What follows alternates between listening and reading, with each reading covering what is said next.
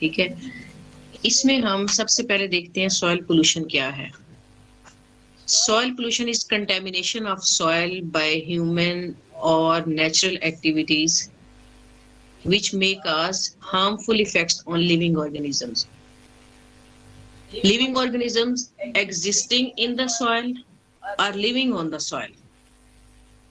किसी भी तरह की कंटेमिनेशन जो सॉइल में आ जाती है, चाहे वो मैन मेड एक्टिविटीज की वजह से आती है या वो किसी नेचुरल वे से आती है, अगर वो हार्मफुल होती है लिविंग ऑर्गेनिजम्स के लिए तो उसे हम कहते हैं दिस इज सॉइल पोल्यूशन।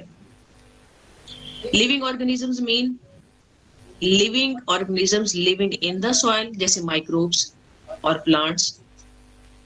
और living organism means living organism which are living on the soil, चाहे वो सॉइल के अंदर रह रहे हैं या ऊपर रह रहे हैं, जैसे हम हैं, एनिमल्स हैं, हम सॉइल के ऊपर रह रहे हैं, माइक्रोब्स हैं, प्लांट्स हैं, वो सॉइल के अंदर हैं। तो चाहे अंदर हैं या ऊपर हैं, अगर वो अफेक्ट होते हैं किसी कंटेमिनेशन से तो it means this is soil pollution. According to WHO, 2.4 million people die each year from causes directly attributed to industrial pollution. Per year, 2.4 million people, ये बहुत बड़ा फिगर है। WHO के अकॉर्डिंग इतने लोग डायरेक्टली इंडस्ट्रियल पोल्यूशन की वजह से डेथ तक पहुंच जाते हैं। और इंडस्ट्रियल पोल्यूशन में सारी ही इंडस्ट्रीज इन्वॉल्व हैं। आप देख सकते हैं आपके सामने कुछ इंडस्ट्रीज के नाम लिखे हैं, जैसे पेपर एंड पल्प इंडस्ट्री है, chemical industry, fertilisers, oil refineries, sugar factories, tanneries, steel distilleries, pesticides, drugs, glass and cement, food processing units and engineering industries. अच्छा, ऑल्दो कि हम डेवलप्ड कंट्रीज में नहीं आते, इवन देन अगर आप ये लिस्ट देखें तो all of these industries are existing in Pakistan in one और द अदर फॉर्म। ये सारी इंडस्ट्रीज पाकिस्तान में है। तो इंडस्ट्रियल रेवोल्यूशन जहां एक तरफ जो है वो प्रोग्रेस का इंडिकेशन है, दूसरी तरफ ये एक बहुत बड़ा सोर्स है पोल्यूशन का। और ये सारे सेगमेंट्स को अफेक्ट करता है, एयर को भी, सॉइल को भी, वाटर को भी, लेकिन यहाँ पर हमारा कंसर्न जो है वो सॉइल से है। EPA estimated Environmental Protection Agency, EPA estimated in 1980 that more than 70,000 different chemicals were being manufactured in the USA, with some 1,000 new chemicals being added each year. According to Environmental Protection Agency, तकरीबन 70,000 chemicals बनाए जाते हैं हर साल, 70,000 of different types, और उसमें 1,000 हर दफा नए होते हैं जो पहले नहीं बन रहे होते। और ये केमिकल्स ही हैं जो इन वन और अदर वे अल्टीमेटली पोल्यूटेंट बनते हैं। और ये डाटा भी देखिए अब 1980 का है, अब तो उससे कहीं ज्यादा ये नंबर बढ़ चुका है केमिकल्स की मैन्युफैक्चरिंग का, जिनको हम अपने बेनिफिट के लिए यूज करते हैं, लेकिन अल्टीमेटली वो पोल्यूटेंट के तौर पे ऐड हो जाते हैं सॉइल में। 70,000। अच्छा, टाइप्स ऑफ इंडस्ट्रियल वेस्ट देखें तो इन जनरल हम इनको कैटेगराइज कर सकते हैं according to their state. They are solids, liquid और gaseous. Solid directly in the soil, for example food processing units, tanneries, इनमें बहुत ज्यादा सॉलिड जनरेट होता है। फॉर एग्जांपल कोई अगर जूस फैक्ट्री है तो वो जूसेस तो उसमें से एक्सट्रैक्ट कर लेते हैं, लेकिन जो पील्स हैं, जो वेस्ट मटेरियल है, वो सारा सॉलिड पाइल अप होता रहता है। इसी तरह टैनरीज में देखें, हाइड से, स्किन से लेदर बनती है, तो उसमें बहुत सारा जो वेस्ट है, ऑर्गेनिक वेस्ट, जो डिफेक्टेड पार्ट्स होते हैं स्किन के, जो फ्लैश लगा हुआ होता है, वो सारे का सारा सॉलिड पाइल अप होता रहता है। तो ये वो सॉलिड है जो डायरेक्टली सॉइल का पार्ट बनता है, यानी कि सॉइल में एज अ पोल्यूटेंट ऐड होता है। देन कम्स लिक्विड, ये इनडायरेक्टली सॉइल में आता है। इनडायरेक्टली कैसे? बहुत सारी इंडस्ट्रीज ऐसी हैं जो अपने वेस्ट को किसी नियर बाय वाटर रिजर्व में ऐड कर देते हैं। कोई कैनाल है, कोई किसी तरह का कोई पानी का सोर्स है करीब में, तो वो उसमें अपना वेस्ट डिस्चार्ज कर देते हैं।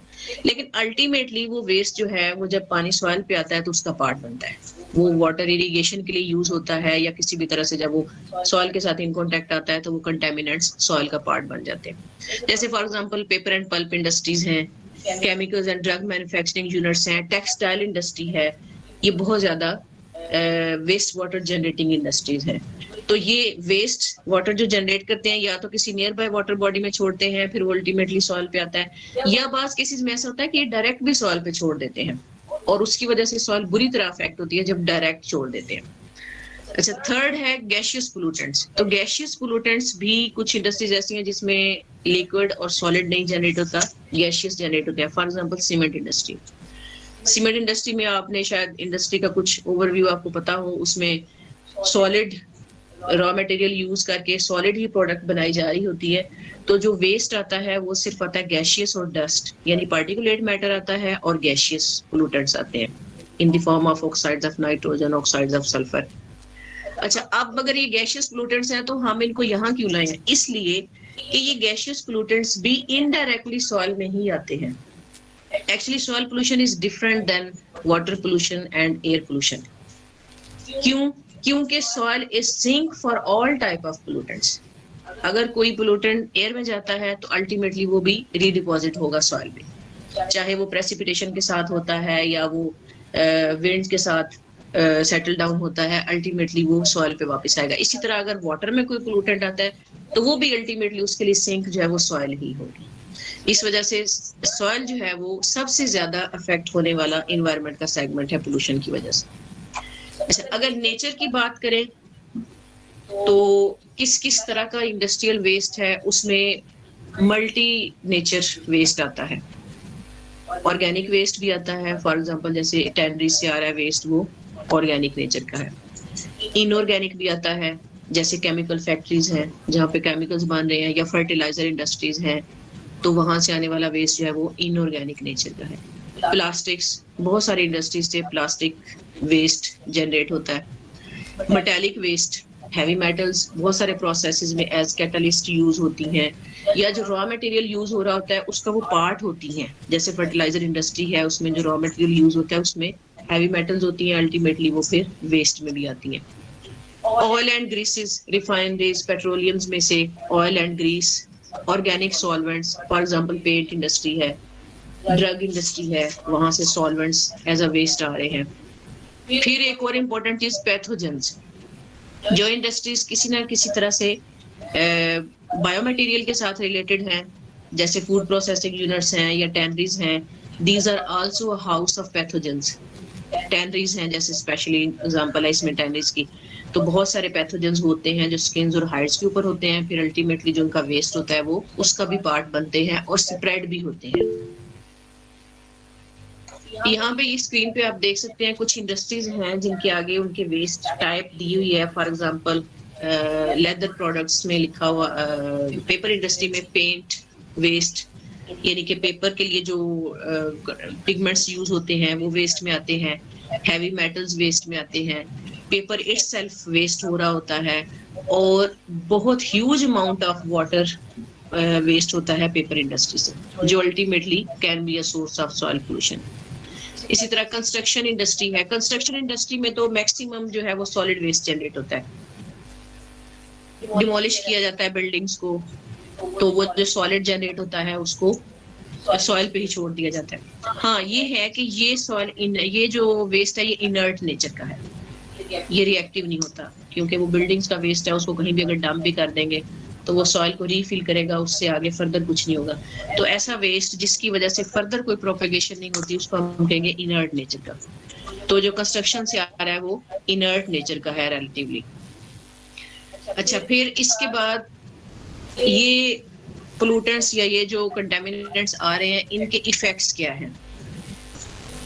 First of all, these are affecting soil properties physically as well as chemically.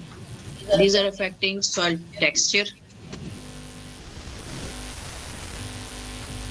Due to these pollutants, balance of nutrients is altogether changed in the soil. जो नेचुरल न्यूट्रिएंट्स प्रेजेंट हैं soil के अंदर उनका सारा balance change हो जाता है। Availability is affected, nutrient availability affect होती है। PH of the soil is change. आप पहले पढ़ चुके हैं कि पीएच जो है वो किस रेंज में फैसिलिटेटिव होती है। तो पीएच जो है वो चेंज हो जाती है, अगर अल्कलाइन हो जाती है या एसिडिक हो जाती है तो वो बहुत बुरी तरह से वेजिटेशन को अफेक्ट करती है। आगे जाके आपको मैं एक रियल एग्जांपल भी बताऊंगी जो पीएच के साथ भी रिलेटेड है और हैवी मेटल्स के साथ भी। फिजिकल प्रॉपर्टीज में टेक्सचर चेंज हो जाता है। आपको पता है सॉइल का टेक्सचर बहुत इंपॉर्टेंट है न्यूट्रिएंट को होल्ड करने के लिए, वाटर को होल्ड करने के लिए, माइक्रोब्स की ग्रोथ के लिए। तो सॉइल टेक्सचर इफेक्ट होता है तो अल्टीमेटली ये प्रॉपर्टीज भी इफेक्ट होती हैं। सॉइल की स्टेबिलिटी खराब होती है, यानी कि सॉइल की जो रेजिस्टेंस है अगेंस्ट इरोजन वो खत्म हो जाती है। सॉइल स्टेबल वो होती है जो स्टेबल होती है against wind and water, Erode नहीं होती इजीली। तो वही सॉइल स्टेबल होती है जिसके ऊपर कुछ ना कुछ वेजिटेशन होती है और उसकी जो इन्वायरमेंट है वो फैसिलिटेटिव होता है वेजिटेशन की ग्रोथ के लिए। जिस सॉइल में प्रॉपर वेजिटेशन नहीं हो पाती वो स्टेबल भी नहीं रहती। अगर विंड या वाटर आता है तो उसके साथ वो इजीली इरोड हो जाती है। Biological properties of soil are affected badly. Biological properties में क्या आता है, जो नेचुरल माइक्रोब्स हैं उनके जो प्रोसेसेस चल रहे हैं, नाइट्रोजन फिक्सेशन हो रही है, ऑर्गेनिक मैटर की डिग्रेडेशन हो रही है, complex matter is converted into simple matter, ये सारे जो नेचुरल प्रोसेसेस हैं ये अफेक्ट होते हैं। अगर बहुत हार्श केमिकल्स हो तो माइक्रोब सर्वाइव ही नहीं कर पाते। न्यूट्रिएंट्स, अच्छा ये बात होगी, न्यूट्रिएंट बैलेंस इफेक्ट होता है, टॉक्सिन्स एक्यूमुलेट हो जाते हैं। फॉर एग्जांपल अगर किसी इंडस्ट्री से हैवी मेटल्स आ रही हैं तो हैवी मेटल्स तो डिग्रेड भी नहीं होंगी, विद पैसेज ऑफ टाइम भी वो डिग्रेड नहीं होंगी, वो एज सच रहेंगी। तो क्या होगा, वो एक्यूमुलेट होते जाएंगे टॉक्सिन, उनका लेवल जो है वो बढ़ता जाएगा। अल्टीमेट जो रेजिस्टेंट है, नेचुरल रेजिस्टेंस है, वो ब्रेकअप हो जाएगी और अल्टीमेटली वो फूड चेन में एंटर हो जाएंगे हैवी मेटल्स। अल्कलिनिटी और एसिडिटी चेंजेस आती हैं जिसकी वजह से सॉइल क्रोसिव भी हो जाती है, सॉइल इटसेल्फ क्रोसिव हो जाती है। और अगर कलर्ड वेस्ट आता है जैसा कि टेक्सटाइल इंडस्ट्री वगैरह से आता है तो उसकी वजह से जो फिजिकल एस्थेटिक्स हैं सॉइल की वो भी इफेक्ट होती हैं।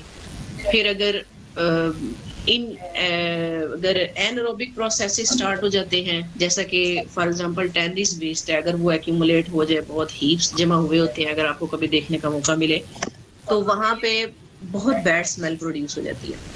क्योंकि वहाँ पे एनारोबिक सिचुएशन स्टार्ट हो जाती है, H2S बनना शुरू हो जाती है और H2S बनने की वजह से बहुत दूर तक जो है वो बैड स्मेल आती है।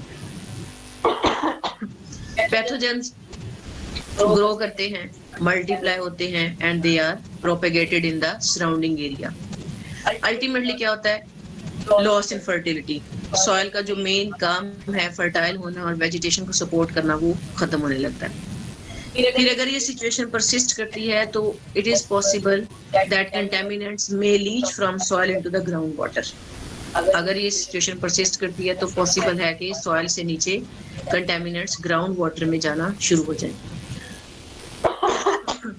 सॉरी। तो finally these waste may enter into the food chain. जब सॉइल में एक्यूमुलेट होते रहेंगे तो अल्टीमेटली पॉसिबल है कि ये फूड चेन में एंटर हों। फूड चेन में एंटर होंगे तो एनिमल्स और एनिमल से ह्यूमन बीइंग्स की तरफ ट्रांसफर होना शुरू हो जाएंगे। अच्छा, यहाँ पे एक केस स्टडी है, ये रियल स्टडी है, वेस्ट जावा के एक डिस्ट्रिक्ट में ये स्टडी की गई और वहाँ पे इरिगेशन के लिए वाटर यूज होता था जो कि टेक्सटाइल इंडस्ट्री के वाटर को लेके आ रहा था। टेक्सटाइल इंडस्ट्री का वेस्ट आता था वाटर में और फिर वो कंटेमिनेटेड वाटर जो है वो यूज होता था इरिगेशन के लिए, ठीक है। तो वो काफी लंबे अरसे तक यूज होता रहा। तकरीबन 720 हेक्टर जो थी एरिया था वो इससे इरिगेशन उसकी होती रही और वहां पे चावल लगाए जा रहे थे, राइस की वेजिटेशन होती थी। तो आफ्टर 20 years क्या हुआ, average rice yield was decreased about 80%। जब 20 सालों के लिए कॉन्स्टेंटली इसी वाटर से इरिगेशन होती रही तो क्या हुआ कि 80% राइस यील्ड डिक्रीज होगी। 80% मीन के ऑलमोस्ट जो सॉइल है वो तो नियर टू डेथ है। और जब एनालिसिस किया गया हैवी मेटल्स कंटेमिनेशन का सॉइल में, तो इट वाज इंक्रीज्ड अबाउट 98%। 20 सालों में राइस की जो क्रॉप है वो 80% डिक्रीज हो गई और सॉइल में हैवी मेटल की जो कंसंट्रेशन है वो 98% इंक्रीज हो गई। और फिर जब प्लांट्स का भी एनालिसिस किया गया, डिफरेंट पार्ट्स का, रूट्स का, लीव्स वगैरह का, तो उसमें भी high concentration of lead, cadmium, copper, chromium और बोरॉन जो थे ये प्लांट टिश्यूज में, रूट्स में और इवन ग्रेन ऑफ राइस में भी प्रेजेंट थे। तो ग्रेन ऑफ राइस क्या है? फूड। इट मीन्स के heavy metals were entered in the food chain और उसको जैसे जैसे आगे कंटेमिनेट करेंगे तो वो आगे आगे ट्रांसफर होता रहेगा। इसी तरह एक और स्टडी थी जिसमें काफी अरसे तक कुछ ऐसी एक्टिविटी रही कि सॉइल की पीएच बहुत लो हो चुकी थी, यानी कि अराउंड टू चली गई थी पीएच ऑफ सॉइल। तो अगर इस हद तक एसिडिक हो जाती है सॉइल तो फिर भी सॉइल सपोर्टिव नहीं रहती, ना तो माइक्रोब्स के लिए, ना प्लांट्स के लिए और ना ही एनिमल्स के लिए। तो ये था एक लेक्चर आपका जो था industries as a source of soil pollution. अगर आपका कोई क्वेश्चन है तो आप पूछ लें।